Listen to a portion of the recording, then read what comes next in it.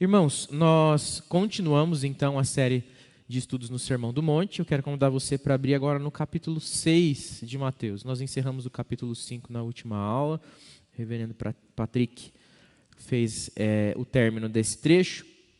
E embora tenha trocado o capítulo, né, a gente não pode esquecer que a organização de versículos e capítulos ela é uma organização didática, ela não é uma organização literária. Né? Então, não são textos diferentes, não são momentos diferentes necessariamente, mas continua sendo o mesmo discurso que Jesus fez nesse lugar, nesse monte, onde ele ensinava os seus discípulos. Então, faz parte da mesma sequência de estudos. E existe uma coerência de discurso que Jesus faz aqui. Existe uma estrutura de discurso muito rica, por sinal, nos ensinos de Jesus. Então, ele está construindo uma ideia, construindo um pensamento. Não é que ele parou, fez uma pausa, tomaram um café, daí agora vamos escrever o capítulo 6. Não é bem assim, né? A gente faz essa organização em capítulos, mas o texto original mesmo não tem essa divisão. Então, a gente precisa continuar olhando para esses textos à luz daquilo que a gente já vem aprendendo desde o início do capítulo 5. E, diante disso, nós podemos observar uma estrutura que foi desenvolvida aí. Então, no capítulo 5, nós temos Jesus iniciando lá com as bem-aventuranças. E ele diz assim, bem-aventurados os humildes, os que choram, enfim, ele vai descrevendo ali. E esse primeiro trecho, o que ele está dizendo? Está dizendo como o crente é. Ele está descrevendo como um verdadeiro filho de Deus deve ser, bem-aventurado por conta disso e disso e disso e disso. Seguindo, ele começa a falar lá sobre ser o sal da terra, a luz do mundo. E ali nesse trecho ele diz então como que o cristão reage ao mundo e o mundo reage ao verdadeiro cristão, aquele que é crente em Cristo Jesus. E aí, de repente, ele começa a falar sobre a lei, a partir do versículo 17 até o final do capítulo 5, ele começa a usar aquele jargão, ouviram o que foi dito aos antigos, né? E ele vai fazendo a comparação com os ensinos dos escribas e dos fariseus, ele vai fazendo esse contraponto. Nesse trecho, ele fala sobre o relacionamento do crente com a lei de Deus. Então, nós temos o primeiro trecho, o crente, aquilo que o crente é. No segundo trecho ali, sal da terra e luz do mundo, aquilo que o crente, como ele se relaciona com o mundo e o mundo com o crente. E depois, nesse terceiro trecho, nós vemos uma porção da relação dos crentes com a lei. A partir de agora, a gente vai ter um novo momento, sim, no discurso, mas ainda o mesmo discurso. O capítulo 6 vai falar de aspectos mais práticos da vida religiosa. Antes de falar mais sobre isso, quero convidar os irmãos para ler junto comigo. Nós vamos ler dos versículos de 1 a 4, embora o trecho seja maior aí dessa porção que nós vamos iniciar, mas hoje nós vamos nos deter nos 4 primeiros versículos do capítulo 6 de Mateus. Então vamos ler ali, Mateus 6, 1 a 4, se você quiser e puder ler comigo em voz alta, eu quero convidá-lo a fazer essa leitura junto comigo nessa hora, que diz assim: Guardai-vos de exercer a vossa justiça diante dos homens, com o fim de serdes vistos por eles. Doutra sorte, não tereis galardão junto de vosso Pai Celeste. Quando, pois, deres esmolas, não toques trombeta diante de ti, como fazem os hipócritas nas sinagogas e nas ruas, para serem glorificados pelos homens. Em verdade vos digo que eles já receberam a recompensa. Tu, porém, ao dares esmola, ignore a tua mão esquerda, o que faz a tua mão direita, para que a tua esmola fique em secreto, e teu Pai que vem em secreto te recompensará. O primeiro versículo, ele vai reger agora esse segundo momento, essa nova sessão do discurso de Jesus. Então, esse primeiro versículo que diz: Guardai-vos de exercer a vossa justiça diante dos homens, com o fim de serdes vistos por eles. De outra sorte, não tereis galardão junto de vosso Pai Celeste. Então, imagine se fosse um texto escrito, essa seria uma espécie de cabeçalho, de quase que o tema do que ele vai começar a tratar agora. Ainda à luz daquilo que ele já havia construído, ele começa agora a trazer para um aspecto prático da vida. E esse aspecto prático vai ser dividido em 2 momentos principais. O primeiro momento vai falar um pouquinho mais sobre aspectos da vida religiosa, da vida dentro do relacionamento da igreja, da religião mesmo, né, do exercício da religião. Então ele fala como se deve dar esmolas, como um exercício de caridade dentro da religião, como boas obras. Logo lá no versículo 5, que nós não lemos, né, mas mais adiante vamos ler, ele vai falar como se deve orar. E aí ele começa a falar também da oração dominical lá no versículo 9 e encerra esse momento falando ali como jejuar. Até o versículo 18 ele encerra esse momento falando dos aspectos práticos da vida religiosa. Então ele fala como se deve dar esmolas, sobre a oração e sobre o jejum. E nesse segundo momento, ainda regido lá pelo versículo 1, de guardar-se de exercer a justiça diante dos homens, ele começa a falar de aspectos da vida prática no capítulo. Daí ele fala do capítulo, ele começa a falar sobre os tesouros nos céus, as luzes e as trevas, os dois senhores e a ansiedade que nós temos com as coisas da vida. Ele começa a falar de questões que são da vida comum. Da vida comum. Então ele fala sobre a vida religiosa e depois ele fala sobre a vida comum. Ao fazer essa divisão, a gente tem que ter muito cuidado. Por quê? Porque às vezes a gente acaba separando na nossa cabeça como se a nossa vida fosse em duas coisas. Num momento eu sou o Lucas religioso, o ser religioso que faz coisas religiosas. Quando eu piso para fora do portão da igreja, eu começo a ser o Lucas da vida comum, que faz coisas comuns e que não tem nada a ver com aquela vida religiosa que eu exerço quando eu estou de novo numa programação da igreja, no culto, alguma coisa. E eu vou às vezes achando que a minha vida vai variando entre essas duas facetas que eu tenho. Mas isso não é verdade. Eu sou um único Lucas, né? E cada um de nós é único no seu ser. E é só uma divisão mesmo prática, didática, de ensino que Jesus faz, mas não é uma divisão das nossas vidas. As nossas vidas não são separadas em seres religiosos e que passam a ser religiosos enquanto exercem a religião e de repente, parei, não sou mais religioso, agora eu estou trabalhando, eu sou um ser comum. Ah, não, agora eu vou na igreja, eu sou um ser religioso. Não, agora é hora da eleição de uma sociedade interna, então eu volto a ser permaneço a ser religioso, né? Agora não, agora eu vou passear no parque. Ah, agora eu sou um ser comum. Não é assim que a nossa vida funciona. Justamente porque nós estamos debaixo do senhorio de Deus o tempo todo, nós entendemos que a nossa vida ela é, eu gosto até mais do termo espiritual, mais do que religioso. Porque o aspecto religioso, de fato, ele se faz no rito religioso, no ritual religioso, no ir à igreja, no participar da vida institucional. Mas a vida religiosa faz sentido por causa da vida espiritual. E a vida espiritual, ela está tanto no ser religioso quanto no ser da vida comum. Eu sou espiritual quando eu estou aqui no púlpito, mas eu sou espiritual também quando eu estou passeando no parque. Eu sou espiritual quando eu estou numa programação da igreja, mas sou espiritual também quando eu estou num relacionamento familiar. Então nós não nos desvencilhamos dessas duas facetas. O que Jesus faz é então separar esses dois momentos para que nós tenhamos então um entendimento melhor daquilo que ele está explicando. Eu acabei pulando essa parte, não deixei nem o pastor Tiago, me empolguei aqui no pastor Tiago dar bom dia e também interagir com o pessoal que está nas redes sociais. Bom dia, Rev, bom dia, irmãos. Bom dia aos irmãos também que estão participando pela internet. Temos aqui já alguns irmãos dando bom dia. Eu não vou nominá-los todos, mas que Deus os abençoe. E avisando que se precisarem e quiserem participar, nós estamos por aqui lendo as mensagens, né? E os comentários e as perguntas dos irmãos. Rev, uma coisa que eu queria falar, já vou meter meus pitacos na Por sua favor. aula, é que essa compreensão de uma vida inteira diante de Deus é uma compreensão muito cara a nós como reformados, né? Como presbiterianos.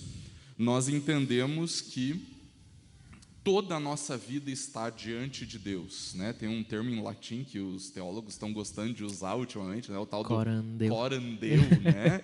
Mas é a ideia de que nós estamos construindo a nossa vida diante de Deus. E para nós essa é uma perspectiva muito, muito cara, muito preciosa, no sentido de que nós estamos vivendo para a glória de Deus. Existe até um livro mais recente sobre a teologia reformada, mais especificamente a teologia puritana, com esse título, Vivendo para a Glória de Deus, onde fala que todas as coisas que nós fazemos é para a glória de Deus. Um dos mais conhecidos dessa linha teológica, Jonathan Edwards, ele disse que por uma longa parte da vida dele, a esposa dele, que era dona de casa, ela glorificava mais a Deus com a sua vida do que ele mesmo como pastor. E ele conta que, enquanto a esposa dele se doava para abençoar e ministrar ele no ministério dele, ela glorificava mais a Deus lavando a louça e os pratos sujos do que quando ele subia no púlpito. Então, ele, durante uma boa parte da vida dele, ele falava isso, assim, a minha esposa glorificava mais a Deus enquanto ela lavava os pratos sujos do que eu quando subia ao púlpito. Porque ela estava fazendo aquilo para a glória de Deus. Eu, quando subia ao púlpito, estava fazendo para a minha glória pessoal. Né? Olha que coisa marcante isso, né? Porque para nós, alguém que ocupa o púlpito tá vivendo muito mais para a glória de Deus do que alguém que está lavando os pratos. Não anda, né? Flutua. Isso, ele flutua, né? Mas essa não é a compreensão que nós devemos ter da vida. Tudo o que nós fazemos é para a glória de Deus. E quando a gente entra no capítulo 6, a gente vê isso ainda mais nas coisas do dia a dia, sejam elas religiosas ou do cotidiano. A vida comum, né? Porque nós somos espirituais. Eu acho muito legal isso, muito bom. Obrigado, Rev, pela contribuição. Se você tiver curiosidade de ler esse livro, Vivendo para a Glória de Deus, o autor é Joel Bick. É um livro, não é difícil de encontrar, um livro bom. Ele é grossinho, mas é uma leitura bem fluida, muito boa, né? Muito bem. Ainda falando desse aspecto da nossa vida não dicotomizada, ou seja, não separada em duas coisas, onde a gente é de um jeito e de outro. E, irmãos, isso é muito mais comum do que a gente imagina, e talvez mais comum do que a gente consiga enxergar em nós mesmos. A gente acaba fazendo essas divisões. Sabe aquela história assim, isso eu não posso fazer porque eu estou na igreja. Isso eu não posso falar porque eu estou perto do pastor. Isso eu não posso fazer assim porque eu sou crente, né? Amém, é verdade, que bom que você não faz porque você é crente, né? Mas às vezes é só porque está num momento crente, né? Eu estou me sentindo crente agora, mas aí se eu tiver com uma roda de amigos que já não é de crentes, eu já não me sinto tão crente, me sinto à vontade para fazer algumas coisas que eu não faria se eu tivesse com os irmãos da igreja. Então a gente faz essa dicotomização, muitas vezes a gente se separa dessa forma, que não tem nada a ver com o ensino da palavra. E há um aspecto interessante nisso, porque existe uma verdade implícita nesses ensinos do capítulo 6 em diante aí, que nós vamos ver a partir de hoje, que se Jesus se preocupou em falar de aspectos da vida religiosa e falar de aspectos da vida prática, é porque eles precisam ser praticados, né? Nossa, que constatação óbvia. Parece óbvia, mas às vezes a gente trata o processo de conversão como se fosse uma recepção automática, assim, né? Uma implantação de chip. Então você recebeu uma coisa diferente ali, uma experiência extraordinária, e a partir de agora você vai virar um ser de outro universo, de outro planeta, assim, de outro mundo. Como se nada fosse mais te atingir, como se você estivesse totalmente habilitado para a vida cristã naquele exato momento. Então, não, eu me converti, agora eu estou blindado aqui, eu tenho uma armadura invisível, que me faz ser perfeito, não peco mais, eu já sei todas as coisas sobre a palavra, eu já sou o melhor amigo de Jesus profundamente, e é justamente isso que Jesus vem dizer para a gente também através desse texto de maneira indireta. Eu estou dizendo sobre aspectos da vida comum e da vida religiosa, porque vocês precisam persegui-los. Então o nosso processo de santificação não se dá num estalo de dedos, ele se dá em uma jornada, em uma caminhada. Nós somos peregrinos, nós somos caminhantes, né, em direção à morada celestial. E nisso nós vamos construindo a nossa vida de santificação, né, amadurecendo diante do Senhor através desses ensinamentos. Então, é muito precioso para nós ver Jesus ensinando dessas coisas, porque nos lembra que a nossa caminhada não pode ser partida, ela não pode ser. Nós não vivemos um momento de cristianismo, nós vivemos uma vida de cristianismo. Nós não vivemos um dia de conversão, nós vivemos uma vida de convertidos. É diferente, né? De regenerados em Cristo Jesus. Então, se ele se preocupa em nos ensinar, é porque é algo muito importante que nós devemos observar, não aqui, não só às vezes, mas constantemente, diariamente. Isso deve se aplicar à nossa vida. E aí nós vemos um Deus que, através do seu Filho Jesus, se preocupa em ensinar o homem por completo. Não só a respeito das questões espirituais, se a gente tinha que fazer ou não sacrifício, como que a gente senta no culto, como que a gente levanta, que palavra que a gente usa para orar, que palavra que nós devemos falar nas programações, mas ele diz para nós como nós devemos nos portar na vida comum, como que nós devemos lidar com a ansiedade, que é um problema mais comum de vida comum do que a ansiedade em 2021, em plena pandemia. muitas pessoas sofrendo disso. Não precisa ser religioso para ter ansiedade. Mas esse texto vai falar sobre isso para nós, né? Mais adiante, não na aula de hoje, mas nessa porção do Sermão do Monte. Então, Jesus se preocupa com a vida do homem por completo, porque ele conquista, salva, redime a vida do homem por completo. Por completo. Ele não redime só um homem espiritual, mas redime um homem por completo. Diga, Heavy. Muito interessantes, justamente porque elas dizem respeito à nossa vida prática. O Erlen está escrevendo aqui: Pastor Tiago, toda vez que eu perco o foco no trabalho, ou então eu estou com preguiça, eu lembro que é para a glória de Deus. É impressionante como a coisa muda. E é um pouco disso mesmo, né? Às vezes o nosso conhecimento doutrinário a gente utiliza apenas para alimentar a mente, mas o conhecimento doutrinário ele precisa ir para o coração a ponto disso mudar os aspectos práticos da vida, né? Quando a gente se lembra que nós estamos trabalhando para a glória de Deus também, a perspectiva como nós abordamos o trabalho muda. Não é apenas a ética do trabalho que muda, mas a motivação para trabalhar muda também, né? Então, assim, para nós que somos cristãos, a segunda-feira nunca é braba, ainda mais para nós que somos pastor, né? A segunda-feira é o dia do descanso. É uma benção. Mas a segunda-feira nunca é braba para nós, como cristãos. Covardia, né? Covardia, né? Essa é a maldade, né? Essa é a maldade, né? Mas para nós, como cristãos, a segunda-feira nunca é ruim. A segunda-feira é a ocasião que Deus nos deu para servi-lo com o nosso trabalho. E isso precisa mudar a motivação pela qual nós vamos trabalhar. Isso precisa mudar a motivação pela qual nós encaramos as coisas relacionadas ao dia a dia, né? E isso vai desde o trabalho que nós realizamos a buscar as crianças na escola, sabe? Aquelas coisas do dia a dia que a gente às vezes nem considera muito e tal, mas isso muda a perspectiva que nós temos a respeito da vida, né? É verdade. Se a gente faz essa lembrança que o Erlen trouxe, né? Você dirige para a glória de Deus, né? Aí você se porta no trânsito diferente, você trabalha para a glória de Deus. Tudo isso vai mudando a nossa forma de pensar, né? Outra questão muito importante também que aparece nesse texto, e não só aqui, se a gente tiver uma observação profunda do Sermão do Monte, dos seus ensinos, nós vamos perceber que o que acontece? Jesus Cristo não fala de coisas rasas, ele fala de coisas muito profundas.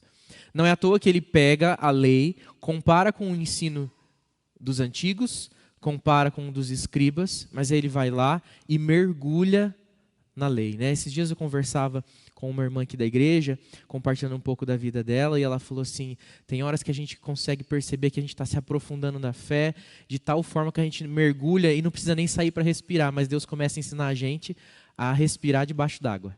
Eu achei bonito isso, né? Interessante. Porque quando você mergulha na profundidade da fé, você começa a provar de coisas muito diferentes. E às vezes a gente não prova dessas coisas diferentes justamente porque a gente tem muito medo, a gente quer de vez em quando voltar à tona para respirar e fazer do nosso jeito, daí a gente volta e mergulha mais um pouquinho, e a gente vive nessa oscilação, né? Mas Jesus aqui não, no Sermão do Monte, ele vem tratando de coisas muito profundas. Porque quando ele fala lá, bem-aventurados humildes, ele não está falando que você tem que ser uma pessoa boazinha simplesmente. Ele está falando de humildade do coração, de miséria do coração, daquela pessoa que se desfaz de tudo que é. Quando ela fala que você não deve, não matarás, ele não está falando só sobre o assassinato, uma apunhalada de uma faca, um tiro. Ele está falando sobre o olhar maldoso sobre o irmão, o chamar-lhe de tolo simplesmente já é uma ofensa profunda. E assim ele vai aprofundando. E aqui ele começa a fazer isso. Com esse primeiro versículo, ele faz esse grande confronto para nós. E lembra a gente que a vida do cristão, ela não é uma vida improvisada. O verdadeiro cristão não vai vivendo os dias como se as coisas fossem acontecendo. O verdadeiro cristão, ele reflete constantemente sobre a sua vida. O primeiro versículo, principalmente, e a sequência dele, é como se fosse um espelho, né? Você olha para ele e você começa a olhar e você fala assim, meus 20 anos, já não é mais a mesma coisa, né? Saudade quando não tinha algumas marcas de expressão, saudade quando o rosto era jovem, e não dá para negar a verdade do espelho. Você olha para o espelho, ele diz tudo, ele conta quantos fios caiu da sua cabeça, ele conta a cor dos cabelos, né, as rugas, não dá, ele conta se é feio, é bonito, ele conta tudo. Ele não esconde a verdade. E olhar para a palavra do Senhor deve ser como olhar para esse espelho que nos confronta com uma verdade inevitável e que expõe quem nós verdadeiramente somos. É isso que o Sermão do Monte faz conosco o tempo todo. Ele expõe quem nós verdadeiramente somos. E lembre então que o cristão não pode viver essa vida rasa, improvisada, que faz de qualquer jeito, mas é uma vida de exame contínuo, de profundidade, de reflexão. Nós não podemos viver uma vida cristã profunda sem constante reflexão sobre quem nós somos. Então nós precisamos parar e pensar, olhar para esse texto e dizer como isso vem para a minha vida, como isso vem para o meu coração, como que isso atinge a profundidade do meu coração.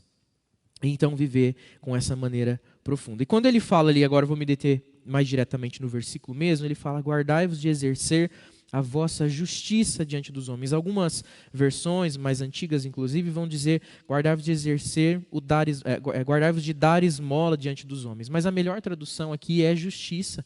E esse termo justiça ainda tem um significado mais profundo relacionado com a piedade. Não necessariamente a justiça civil, né, aquela justiça do magistrado, mas a justiça do coração, da vida prática mesmo, como ele vai trazer. A piedade. A piedade é o padrão da justiça, é o que estabelece o padrão de justiça de Deus no nosso coração.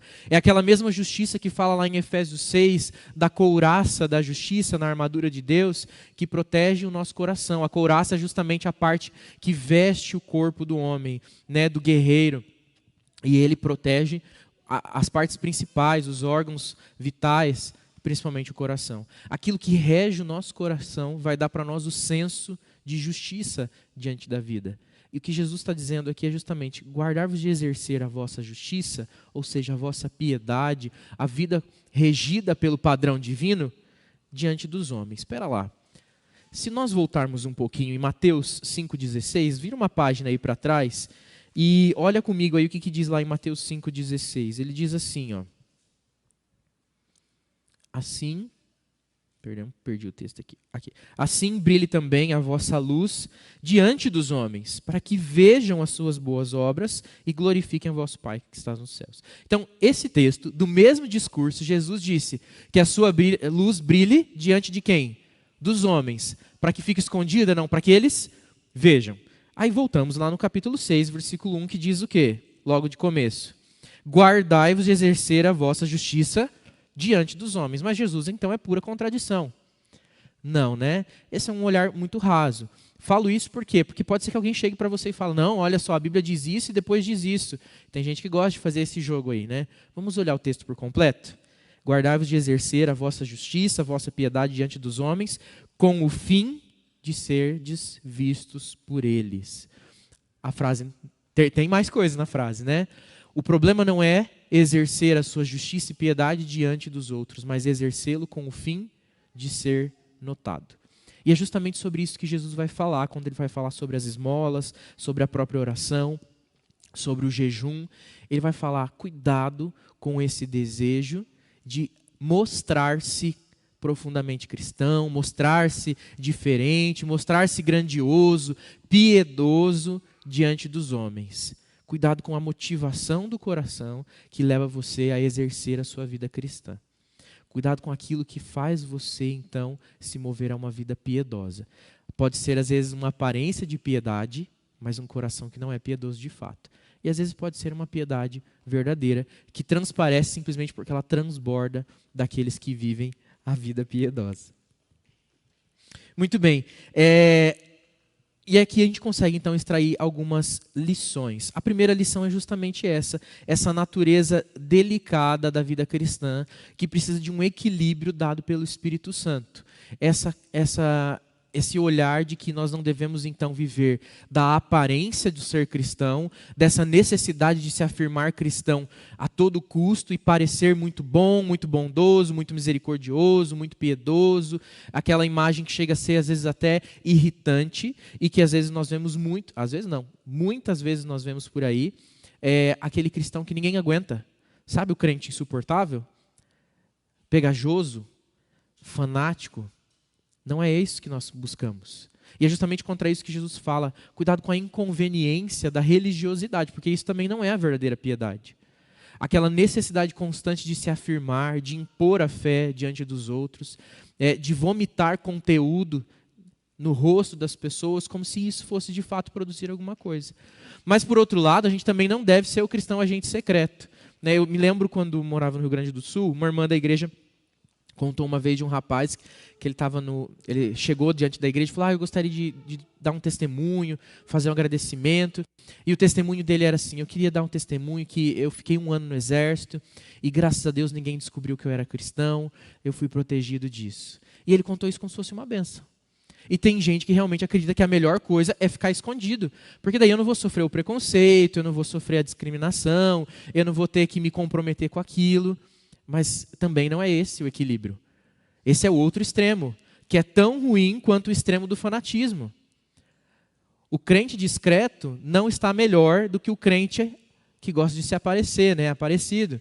Esse crente discreto, entre aspas, é um crente escondido, secreto, vergonhoso, né, aquilo que ele faz, porque ele também não quer ser visto. Então, a ideia também não é se aparecer como cristão, mas também não se esconder.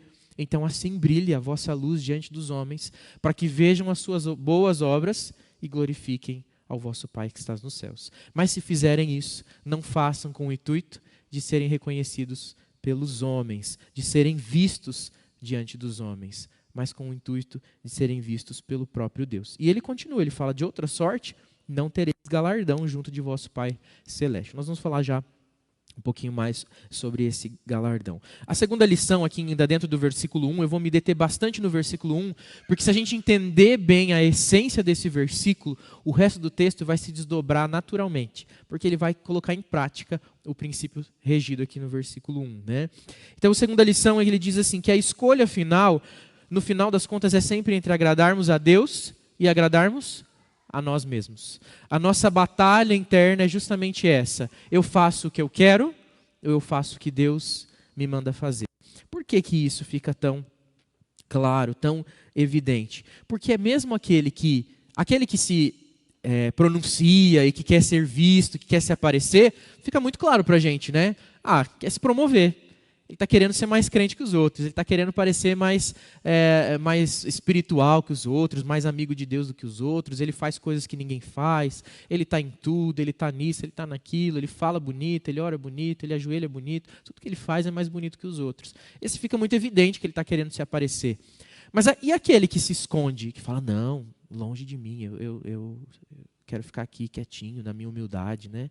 Sou muito simples para isso, eu não tenho essa coragem, até fala mais manso, né? Fala mais devagar.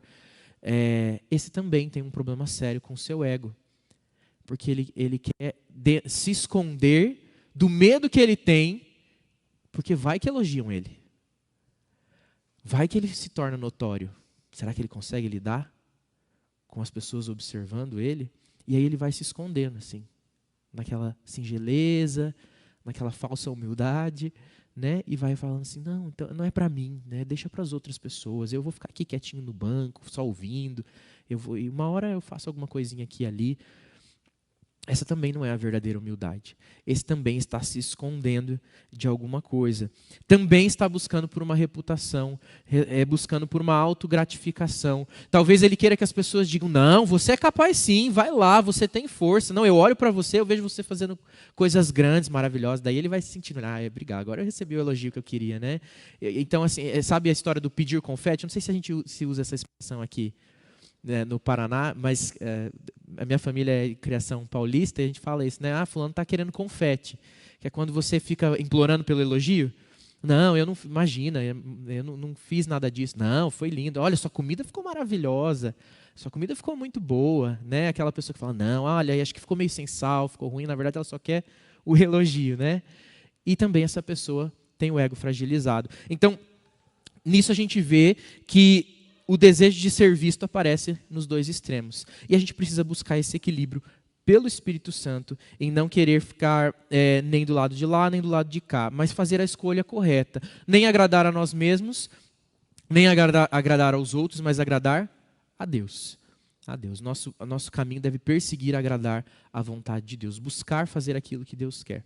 Aqueles que buscam, então, fazer a vontade dos homens, ser vistos pelos homens, buscar a justiça, o senso próprio de justiça para serem vistos pelos homens, encontram a solução dos seus dilemas no reconhecimento dos homens, e nada mais do que isso.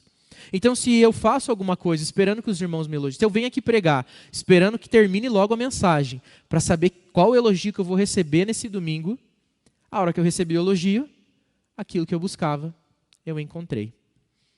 Agora, se eu venho aqui e venho para falar daquilo que Deus quer que eu fale, independente dos elogios dos homens, eu recebo a minha recompensa em Deus e não nos homens. Os elogios podem até me alegrar, mas não vão me engrandecer, não vão me fazer diferente.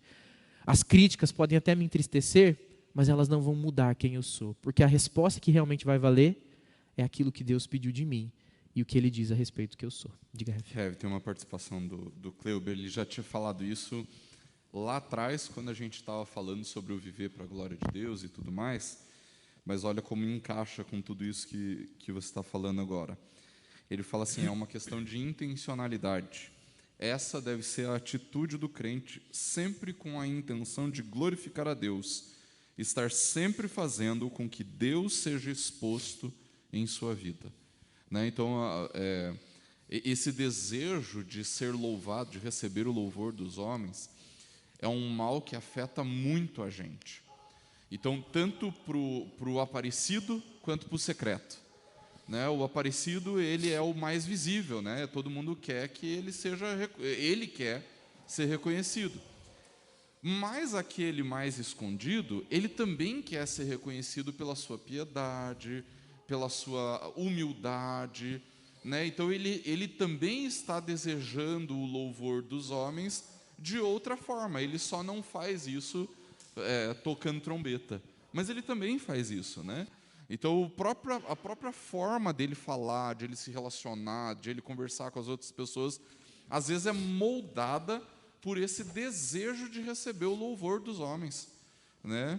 O pastor Lucas falou sobre o pessoal que pede confete, né? Às vezes a gente encontra esse tipo de cristão quando a gente chama ele para fazer alguma coisa, ou então quando ele é convocado para fazer alguma coisa. Mas eu não dou conta, eu não sei se eu consigo fazer isso. Né? Na maior parte das vezes, é a gente com 30, 40, 50 anos de igreja que está falando isso. Né? Mas não, nós somos chamados para servir. Independente de como tenha sido nossa experiência até aqui, etc., nós somos chamados para servir. E a partir do momento que nós falamos assim, eu acho que eu não quero, isso, na verdade, é um orgulho. Né? É o desejo de alguém falar assim, não, vamos lá, você consegue, sim, vai lá e tal. Não, é ao contrário, a nossa disposição é para o sim. O não é que tem que ter motivo, sabe como? Assim, não, eu não posso, por quê? Porque eu já estou servindo nisso, porque né, eu trabalho viajando, então eu não dou conta de estar sempre na igreja. Né? Então, o não precisa de motivo, o sim é a resposta. Né? Então, eu acho que é um pouco por aí também que isso se manifesta. A gente fala aquele negócio, o não eu já tenho, né? Devia ser o contrário, o sim eu já tenho, vamos ver por que eu preciso dar não, né? Dizer não. É isso mesmo. Tudo isso, toda essa construção do guardar-se de exercer a justiça diante dos homens, dessa necessidade de se expor e de ser notado, ela vem de um relacionamento com Deus. E essa é a terceira lição que nós vimos aí nesse primeiro momento do texto, de que se a gente consegue, então, desenvolver um relacionamento com Deus, onde o reconhecimento dele se torna suficiente, onde a gente entende que nós pertencemos de fato a ele, que nós somos dele e que o que ele diz ao nosso respeito é o que verdadeiramente importa, então a gente precisa olhar diretamente, não só para como a gente está respondendo às situações, mas como nós estamos nos relacionando com Deus. Porque se por acaso eu sou o aparecido, aquele que gosta do confete, que gosta de ser notado, eu preciso voltar a Deus para que Ele trate o meu coração e humilhe o meu coração para que eu desenvolva uma verdadeira humildade. Mas se eu sou aquele discreto demais, muito escondido, que quer fugir do serviço, eu preciso que Deus também esmague o meu coração e me lembre que eu não faço as coisas pela minha capacidade, mas faço movido pelo próprio Deus e que é Ele quem me conquistou para ser dele. E eu não preciso do elogio dos homens para me sentir incentivado a fazer alguma coisa. Então veja como que todo esse trabalho ele volta a gente para o nosso relacionamento com Deus. Diretamente para como nós nos relacionamos com Deus.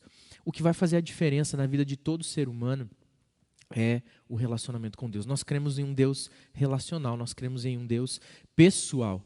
Ele fala diretamente conosco. Embora Ele tenha nos chamado para ser povo, e Ele fala conosco como povo, Ele também se relaciona conosco lá no secreto. E essa figura do secreto, ela vai aparecer diversas vezes aqui, enquanto nós leremos e estudaremos o texto de Mateus 6, a gente vai ver ele falando no tempo de dar esmola, sobre aquele que vem em secreto. Ali no versículo 4 que nós lemos, ele diz: para que a tua esmola fique em secreto e o teu pai que vem em secreto te recompense. Mas lá na frente ele também vai falar sobre isso, sobre essa coisa do secreto. Então, o Deus que vê ali diretamente o seu coração, ele não é o Deus do genérico, do olhar comum, né? Ele não vê CPFs, ele não vê RGs, ele não vê grupos sociais, ele não vê grupos profissionais, mas ele vê individualmente. Ele conhece, a Bíblia diz que ele chama cada estrela do céu pelo seu nome, que dirá como ele conhece os seus filhos, né? Ele conhece cada célula, cada parte do nosso corpo, cada pensamento, cada lampejo de pensamento, cada desejo,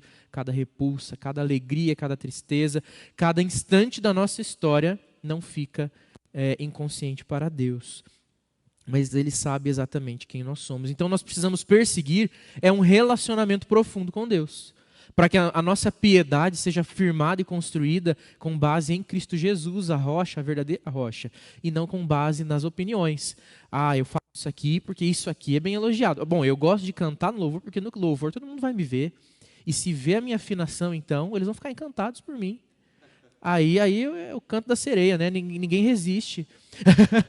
não dá certo.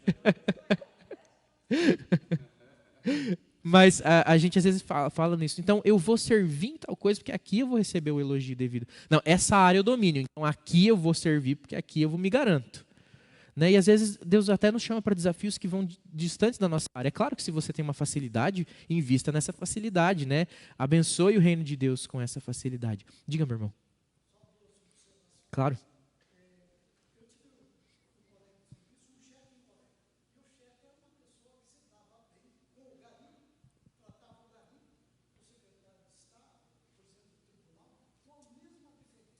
Temos um microfone para as participações, gente.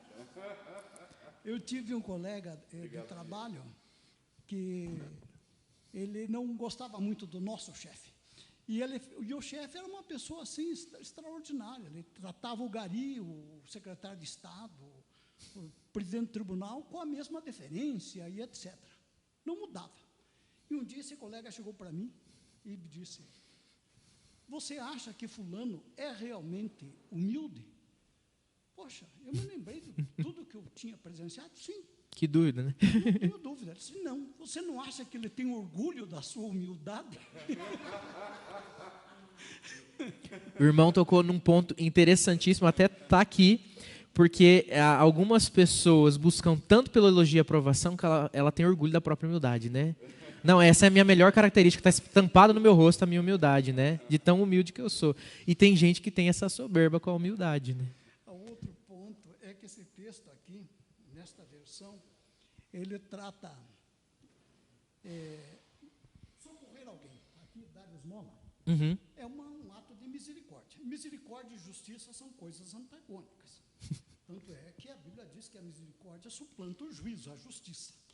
Nós devemos ser misericordiosos. E socorrer alguém, a gente vê como um ato de misericórdia, como virtude. E o texto está dizendo que isso é ato de justiça, é menos que misericórdia. É inferior à misericórdia, né? Ou seja, não é o mínimo que nós fazemos. É o mínimo, né?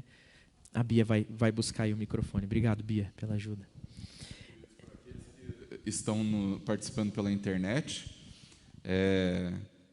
e talvez não vejam o processo, mas o microfone está sendo higienizado cada vez que ele é utilizado, tá bom? Então, o presbítero Ademir usou o microfone agora, a Bia está lá passando o álcool, né? Então, se mais alguém quiser usar, fique à vontade para poder usar o microfone, falar, participar da aula e tudo mais, tá bom?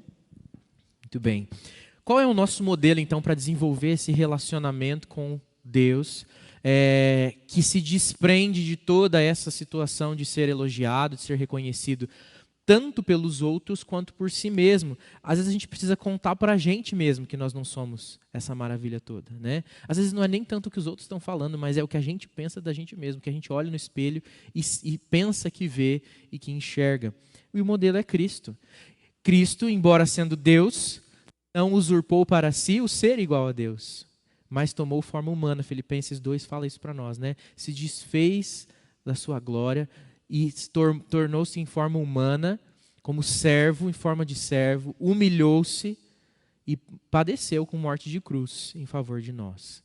Um exemplo completo de humilhação, do verdadeiro relacionamento com Deus. E ele constantemente afirmava isso, que a vida dele era o Pai. Eu e o Pai somos um, e o que eu faço é porque o Pai me entregou, é porque o Pai me confiou, é porque pelo Pai eu faço. Ele ora antes. Vocês acham que Jesus, já pararam para pensar que Jesus como Deus, ele precisa orar ao Pai para ter autoridade para fazer alguma coisa? Ele é o próprio Deus. Mas ele faz isso em submissão ao Pai e para nos ensinar qual é o perfeito modelo de relacionamento com o Pai. Um relacionamento de submissão completa, que se desfaz da sua vontade. Embora Jesus tenha se tornado uma pessoa pública, ele nunca foi uma pessoa que subia nos púlpitos para dizer quem ele era. Ele não se autopromovia, muito pelo contrário, às vezes ele falava, não fale o que aconteceu aqui para ninguém. Aí às vezes o outro ia lá e contava no sinédrio, na sinagoga, para todo mundo, né? Mas Jesus tinha falado o quê? Não conte para ninguém o que aconteceu aqui. Essa cura, guarde para você, uma bênção para a sua vida. Ele não se autopromovia, não era esse o desejo do coração dele. Quero convidar você a abrir comigo lá em João 5:44, Evangelho de João, capítulo 5, versículo 44.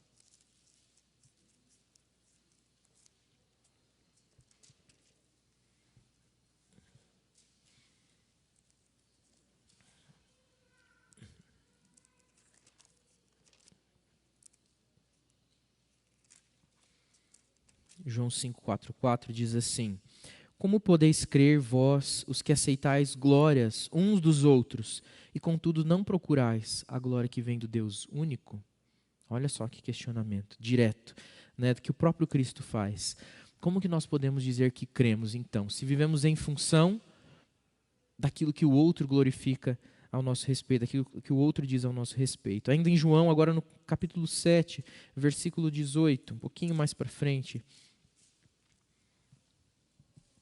vai dizer assim: Quem fala por si mesmo está procurando a sua própria glória, mas o que procura a glória de quem o enviou, esse é verdadeiro, e nele não há injustiça. Não é por acaso que essa palavra injustiça está aqui, justamente porque nós estamos falando de justiça lá, que é a justiça que não busca a sua própria glória, mas que exerce a piedade, a justiça, para servir a Deus por completo. Não diante dos homens para ser visto, mas diante dos homens para que os homens glorifiquem a Deus. E aqui ele diz, então, aquele que busca a sua própria glória, serve a si mesmo, serve à injustiça. Mas aquele que busca a glória de quem o enviou, e nós somos enviados por Deus, esse então é o que faz, que procede de maneira correta diante de Deus. Jesus é o nosso maior exemplo de humildade, embora sendo Deus, não usurpou para si o ser igual a Deus. Sempre estamos debaixo dos olhos de Deus. Ele o tempo todo nos observa e conhece os nossos pensamentos. Ele sabe exatamente o que nós somos. Então, não adianta nós queremos buscar uma falsa piedade, uma piedade que parece muito profunda e muito boa, que pode até iludir os outros. Eu consigo iludir os irmãos aqui com gestos, com coreografias, com falas, até mesmo com conhecimento é fácil nós iludirmos as pessoas. Mas e o meu coração? E quando eu volto para casa? E quando eu estou sozinho? E quando eu estou no secreto? Quem me recompensa? São os elogios? São as opiniões? São as publicidades? As transmissões no YouTube? As visualizações? Ou é o que Deus fala ao meu respeito? Ou é quando eu estou de joelhos em secreto que o Senhor conversa comigo e ali eu me sinto recompensado por aquilo que eu sou diante de Deus? Falar para os outros daquilo que você é fácil, mas a Deus nós não enganamos. Ele conhece o profundo do nosso coração. Então a vida dupla, aquela que fica circulando entre o homem comum e o homem religioso, a vida dupla que fica circulando entre a coreografia espiritual, aquele desejo de aparecer ou até mesmo aquele desejo de se recolher, isso tudo pode iludir as pessoas, pode produzir um efeito visual, externo, mas na profundidade não convence a Deus. Não convence a Deus, não faz sentido diante dos olhos de Deus. Mais textos que falam a respeito disso, agora no Evangelho de Lucas, no capítulo 16, no versículo 15, ele vai dizer assim, Mas Jesus lhes disse: Vós sois o que vos justificais a vós mesmos diante dos homens. Mas Deus conhece o vosso coração, pois aquilo que é elevado entre os homens é abominação diante de Deus. Aquilo que os homens consideram valoroso, aquilo que os homens gostam de elogiar, ou aqueles mesmos que se validam uns aos outros diante dos homens, nenhum significado tem para Deus. Deus abomina essas coisas. Ele não busca as pessoas que gostam de ser validadas umas pelas outras. Ele não encontra satisfação, ele não encontra servos seus nesse lugar. E o Salmo 139 vai dizer coisas preciosas também a nós, a esse respeito. Eu quero convidar você a abrir comigo lá no Salmo 139, um salmo muito lindo, um dos salmos que eu mais gosto na Bíblia, é o Salmo 139. E ele fala: Senhor, tu me sondas e me conheces, sabes quando eu me assento, quando eu me levanto. De longe penetra os meus pensamentos, esquadrinhas o meu andar, o meu deitar, conhece todos os meus caminhos. Ainda a palavra não me chegou à língua, e tu, Senhor, já conheces toda. Tu me cerca por detrás e por diante, e sobre mim pões a mão. Tal conhecimento é maravilhoso demais para mim. É sobre modo elevado, não posso atingir. Para onde me ausentarei do teu espírito? E para onde fugirei da tua face? Se eu subo aos céus, lá estás. E se faço a minha cama no mais profundo abismo, lá estás também. Se tomo as asas da alvorada e me detenho nos confins dos mares, ainda lá me haverá de guiar a tua mão, e a tua destra me susterá. Não há nada que possa encobrir a nossa vida dos olhos de Deus, porque Ele conhece todas as coisas e Ele vê o nosso coração. Então, nós devemos nos guardar de exercer a nossa justiça, com o fim de fazer isso diante dos homens, para sermos reconhecidos por eles. Não faz diferença, nós podemos enganar aos homens. Mas o Deus de toda a terra, aquele que diz quem é seu e quem não é, quem é cabrito, quem é ovelha, quem é filho e quem é rebelde, esse não se engana com as nossas aparências. Por fim, ainda nesse versículo, para a gente ir terminando já, e depois eu rapidamente vou falar sobre a questão das esmolas, porque, é como eu disse, né, se a gente entende o princípio desse primeiro versículo, a questão das esmolas, até mesmo da oração, ela vai se desdobrando automaticamente. Ele termina dizendo assim, ó, vou ler de novo o versículo para a gente ficar fixando ele bem. Guardai-vos de exercer a vossa justiça diante dos homens, com o fim de serem vistos por eles. Agora aqui, de outra sorte, ou seja, de outra forma, não tereis galardão junto de vosso Pai Celeste. É algo curioso, né? Esse assunto do galardão, às vezes ele gera uma polêmica. E aí, o que é o galardão? É uma quantidade de bênçãos? É que uns vão morar num casebre celestial, outros vão morar num condomínio fechado celestial, numa cobertura celestial que for mais crente, e o outro vai andar de carroça do céu, o outro vai andar de Mercedes do céu. O que é essa diferença, né? O que é o galardão? Um vai comer dos manjares, outro vai comer as migalhas dos manjares, mas é tudo manjar no fim das contas. O que é, né? É menos benefício, mais benefício? É plano premium? É cartão black no céu? O que é que vai ter de diferente esse galardão? A gente às vezes fica tentando entender o que é isso, né? Mas é a recompensa. De fato, o galardão é a recompensa dos céus, da vida eterna. Se ela tem tamanho ou não tem, pouca diferença faz. O fato é que existe uma recompensa. Olha só que interessante. A gente não pode desenvolver um relacionamento com Deus que é baseado no interesse. Então, assim, vamos ver o que Deus tem para me oferecer. Aí eu abro a Bíblia e fico procurando a bênção. Peraí. Vamos olhar aqui no capítulo 5, tem bastante promessa. Se eu for humilde, o reino do céu é meu. Então eu vou ser humilde. Se eu chorar, eu vou ser consolado. Eu prefiro evitar chorar.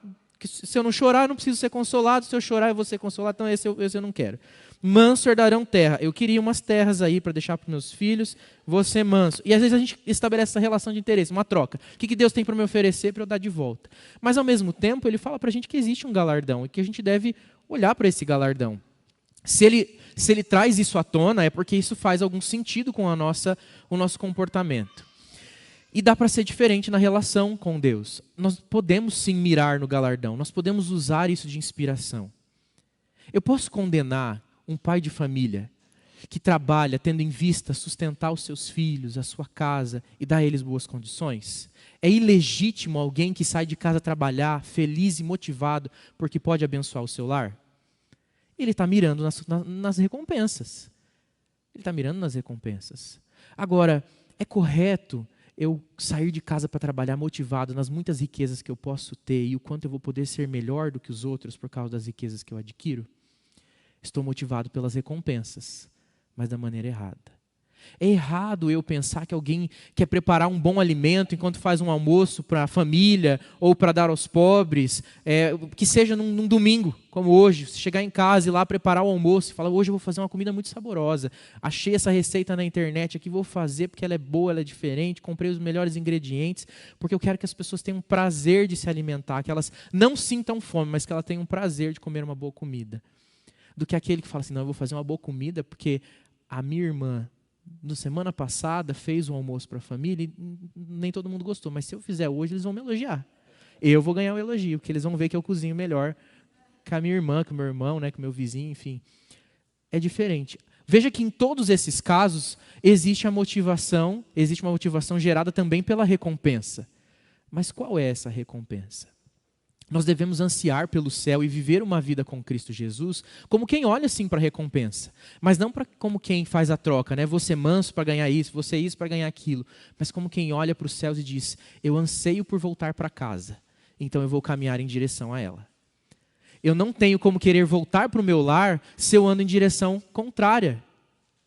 A motivação de estar de novo com Deus, aonde nós pertencemos, deve criar no nosso coração o desejo de sermos, então, verdadeiramente amigos de Deus, filhos de Deus, que se portam como filhos de Deus e que estão em rumo de volta para casa, a morada celestial, os céus, é onde nós pertencemos, é a nossa pátria, nós queremos voltar para casa. E deve ser, sim, a motivação do nosso galardão, do nosso coração, buscar esse galardão, essa recompensa. Mas aqueles que buscam, então, a recompensa dos homens, caminham em direção aos homens, e nos homens encontram sua satisfação. Aqueles que caminham em direção a Deus, encontrarão a Deus, e esse é o seu galardão. E é isso que esse texto está dizendo para nós. Se nós buscarmos, então, sermos vistos pelos homens, o abraço dos homens nos consola, o elogio dos homens nos consola, o acolhimento dos homens nos consola, né? Dos homens que eu digo aqui, da humanidade, das pessoas, homem, mulher, criança, adulto, não importa.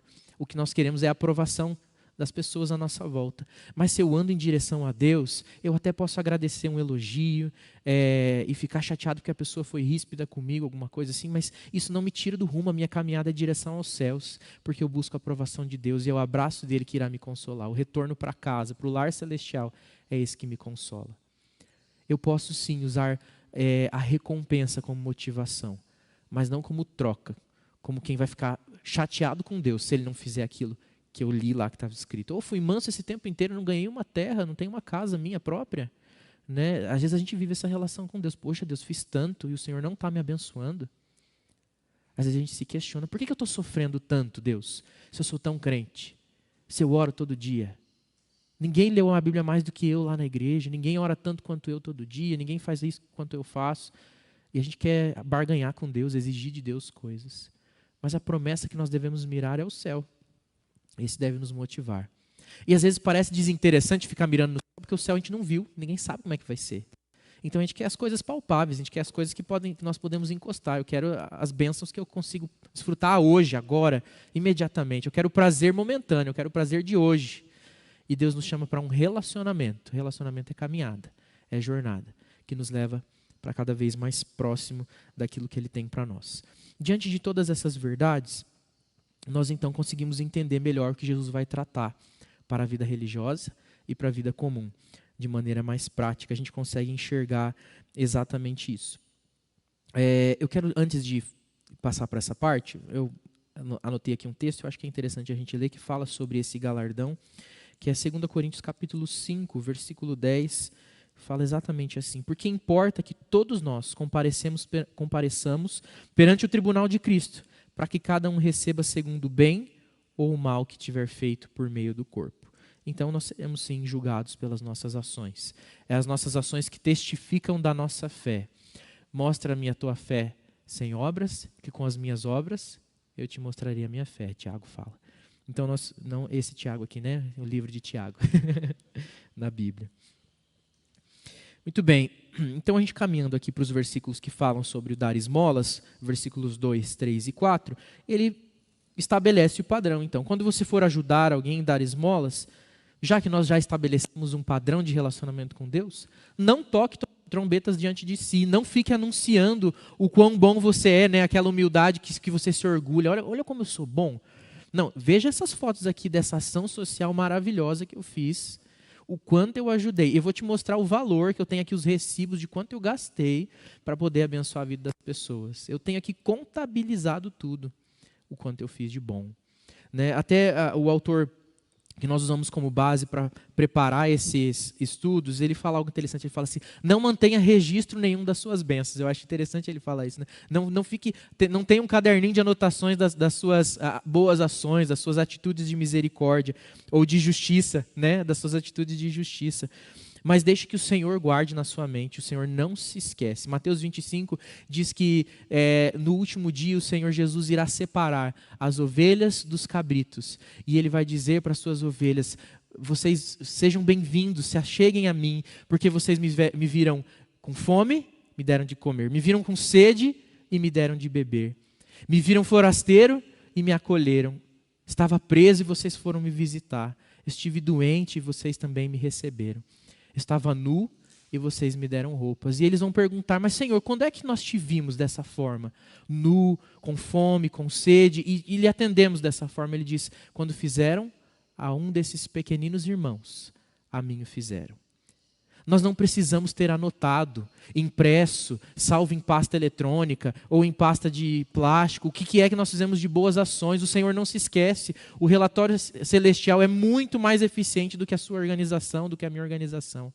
O Senhor Jesus, no dia final, vai separar os cabritos das ovelhas, os filhos dos rebeldes, os justos dos injustos, porque Ele não se esquece de nada. Ele sabe exatamente quem nós somos. E Ele conhece o nosso coração. Então nós não precisamos trocar trombeta diante de nós, anunciar os feitos maravilhosos que nós estamos fazendo, que são fruto da nossa piedade. Ajudamos os pobres, ajudamos os necessitados. Não precisa, o Senhor vê e Ele recompensa. É nos olhos de Deus que nós encontramos a nossa alegria. Então não anuncie diante de si, como fazem os hipócritas, anunciar quem são, o que estão fazendo. Mas eles já receberam a recompensa. Como eu disse, né? Se eu espero a aprovação das pessoas, quando eu recebo a aprovação das pessoas, fui totalmente recompensado. Mas se eu busco a aprovação de Deus, então quando eu recebo a aprovação de Deus, é que sou recompensado. E eu sei que no dia final, Ele levará em conta cada um dos atos de justiça que eu fiz e que você fez, não em nosso nome, não em nome da nossa glória, não em nome que nós sejamos reconhecidos, lembrados, mas para que o nome de Jesus, o nome de Deus, seja glorificado. E assim, brilhe diante dos homens, né, a sua luz, brilhe você diante dos homens para que eles vejam as suas boas obras e glorifiquem ao vosso Pai que está nos céus. Tu, porém, ao dares esmola, ignore a tua mão esquerda o que a tua mão direita faz, para que a tua esmola fique em secreto e o teu Pai que te vê em secreto te recompense. O Senhor Jesus continua nos observando constantemente. Não se esconda, nem de nós, nem do Senhor, nem dos homens, nem do Senhor, mas faça em nome de Deus aquilo que precisa ser feito. Sirva em nome do Senhor aquilo que Ele chama você para servir. E receba a recompensa dos céus, que é a melhor recompensa que nós podemos receber. Ainda que não tenhamos nenhum reconhecimento nessa vida, ainda que essa caminhada, essa jornada seja só de sofrimento e amargura, os céus nos aguardam. Os céus aguardam os filhos de Deus e lá toda a recompensa será dada. Amém?